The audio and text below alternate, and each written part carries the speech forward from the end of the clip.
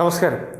നിയമസഭാ തെരഞ്ഞെടുപ്പ് നടപടികൾ മാർച്ചിൽ തുടങ്ങാനിരിക്കെ സംസ്ഥാനം അപ്രതീക്ഷിതമായി ഒരു സാമ്പത്തിക പ്രതിസന്ധിയിലേക്ക് കൂപ്പുകുത്തുന്നതായി സൂചനകൾ പുറത്തുവരികയാണ്. കടമെടുപ്പ് പരിധി കേന്ദ്രം വൻതോതിൽ വെട്ടിക്കുറച്ചതും ഒരു പ്രശ്നമായിരിക്കുകയാണ്. സംസ്ഥാന സർക്കാർ ജീവനക്കാരുടെ ശമ്പളവും പെൻഷനും മുടങ്ങുന്ന സാഹചര്യം ഉണ്ടാക്കാൻ സാധ്യത ഉണ്ട് എന്നാണ് നിലവിൽ പുറത്തുവരുന്ന വിവരങ്ങൾ. നികുതി വരുമാനത്തിന് പുറമെ 2000 കോടി രൂപ കേരളത്തിന് ഓരോ മാസവും അധികമായി ചെലവാകാറുണ്ട്. കടമെടുപ്പിലൂടെയാണ് ഇത് കണ്ടെത്തുന്നത്. സാമ്പത്തിക വർഷത്തിന്റെ അവസാനത്തിൽ കരാറുകാർക്കും മറ്റും ബില്ല് മാറി നൽകേണ്ടതിനാൽ ചെലവ് കുത്തനെ വരും. അവസാന പാദത്തിൽ കരാറുകാർക്കും മറ്റുമായി 20,000 കോടി രൂപ നൽകേണ്ടി വരും. ശമ്പളവും പെൻഷനും നൽകാൻ 15,000 കോടി രൂപ വേറെയും വേണ്ടിവരും. ക്ഷേമ പെൻഷൻ 2,000 രൂപയായി വർദ്ധിച്ചതിനാൽ വിതരണത്തിന് കൂടുതൽ തുകയും വേണം. നിലവിലെ സാഹചര്യത്തിൽ ശമ്പളവും പെൻഷനും വിതരണം ചെയ്യാൻ സാധിക്കില്ല എന്നാണ് വിലയിരുത്തപ്പെടുന്നത്. പ്രതിസന്ധിയുടെ 5 കാരണങ്ങൾ ഇവയാണ്. അതിൽ ഒന്നാമത്തേത്, ഇതുവരെയുള്ള ഓഡിറ്റ് അനുസരിച്ച് വരവിനേക്കാൾ 39,023 കോടി രൂപയാണ് സംസ്ഥാനത്തിന്റെ അധിക ചെലവ്. കഴിഞ്ഞ സാമ്പത്തിക വർഷം 28,976 കോടിയായിരുന്നു വരവും ചെലവും തമ്മിലെ അന്തരം. രണ്ടാമത്തേത്, കഴിഞ്ഞ വർഷത്തെ അപേക്ഷിച്ച് GSTയും ഭൂനികുതിയും കുറഞ്ഞു. 13,074 കോടി രൂപയുടെ കേന്ദ്ര ഗ്രാന്റിൽ ഇതുവരെ കിട്ടിയത് 2,100 കോടി മാത്രം. വിവിധ സ്കീമുകളിൽ കേന്ദ്രവുമായുള്ള തർക്കങ്ങളും കേന്ദ്രാവിഷ്കൃത പദ്ധതികൾ സമയബന്ധിതമായി നടപ്പാക്കാത്തതുമാണ് പ്രധാനപ്പെട്ട കാരണം. മൂന്നാമത്തത്, ജനുവരി മുതൽ മാർച്ച് വരെ 12,515 കോടി രൂപയാണ് കടമെടുക്കാൻ അനുമതി ഉണ്ടായിരുന്നത്.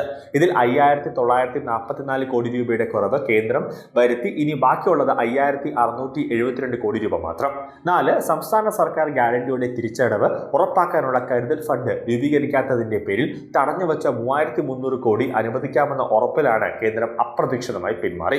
ശമ്പള പരിഷ്കരണം പ്രഖ്യാപിച്ചാൽ ഏപ്രിൽ മാത്രം 2,000 കോടിയെങ്കിലും അധിക ചെലവുണ്ടാകും. ബഡ്ജറ്റിലൂടെ അത് ഈടാക്കാനുള്ള പുതിയ ആനുകൂല്യങ്ങൾ ഏപ്രിൽ മുതൽ നൽകി തുടങ്ങാനും പണം കണ്ടെത്തേണ്ടി വരും. സംസ്ഥാന സർക്കാരിന്റെ മുഖ്യ ലക്ഷ്യം എന്താണെന്ന് പറഞ്ഞു കഴിഞ്ഞാൽ, തദ്ദേശ തെരഞ്ഞെടുപ്പിൽ മൊത്തത്തിൽ അടപടലം പെട്ടിരിക്കുന്ന പിണറായി വിജയനും CPMും മൂന്നാം പിണറായി ഭരണം അല്ലെങ്കിൽ മൂന്നാം ഭരണം ലക്ഷ്യം അല്ലെങ്കിൽ സ്വപ്നം കണ്ടുകൊണ്ടിരിക്കുന്ന പിണറായി സർക്കാരിനും CPMനും ഒരേ ഒരു തന്ത്രം മാത്രമേ ഇനി പയറ്റാൻ കഴിയുള്ളൂ. ശമ്പള വർധനവും പെൻഷൻ വർധനവും. അത് ഫെബ്രുവരിയിൽ ധനമന്ത്രി ബാലഗോപാൽ നിയമസഭയിൽ ബഡ്ജറ്റ് പ്രഖ്യാപിക്കുമ്പോൾ ശമ്പളവും പെൻഷനും ഒന്നിച്ച് ഒരു വർധനവ് നൽകി സർക്കാർ ജീവനക്കാർക്ക് സന്തോഷിപ്പിക്കണം. എങ്കിൽ മാത്രമേ വോട്ട് ബാങ്കിൽ എന്തെങ്കിലും ഒരു ലാഭം അല്ലെങ്കിൽ ഒരു നേട്ടം സംസ്ഥാന സർക്കാർ ഉണ്ടാകുകയുള്ളൂ. അല്ലെങ്കിൽ ഇനി പണ്ടത്തെ പോലെ കോവിഡ് സമയത്ത് നടത്തുന്നതുപോലെ കിറ്റ് വഴിയുള്ള ഒരു നീക്കങ്ങളും ഇനി കേരളത്തിലെ ജനങ്ങൾ ഏറ്റെടുക്കില്ല എന്നതാണ് പ്രധാനപ്പെട്ട കാര്യം. പക്ഷേ അതായത് ഈ ശമ്പളവും പെൻഷനും വർദ്ധിപ്പിച്ചാലും CPMന് നേട്ടമുണ്ടാകുമോ എന്ന് സംശയമാണ്. കാരണം വലിയ രീതിയിൽ തന്നെ CPMന് നേരെ ഒരു ജനവിരുദ്ധം CPMന് നേരെ ഉണ്ട്, ഭരണവിരുദ്ധം CPMന് നേരെ ഉണ്ടെന്നതാണ് പ്രധാനപ്പെട്ട കാര്യം. കാരണം ശബരിമലയെ മൊത്തത്തിൽ കൊള്ളയടിച്ച CPM നേതാക്കളോടും സഖാക്കന്മാരോടും അണികളോടും ജനങ്ങൾക്ക് ഇപ്പോൾ തീരാത്ത വെറുപ്പ് തന്നെയാണ്. റോഡിൽ വെച്ച് തന്നെ CPM സഖാക്കളോട് വെറും പുച്ഛത്തിലാണ് ജനങ്ങൾ തന്നെ ഇപ്പോൾ പെരുമാറുന്നത്. അതായത് കാർക്കിച്ചു തുപ്പുന്ന ഒരവസ്ഥയിലേക്ക് ജനങ്ങൾ CPMനെ കണ്ടു തുടങ്ങിയെന്നത് മറ്റൊരു പ്രധാനപ്പെട്ട കാര്യം.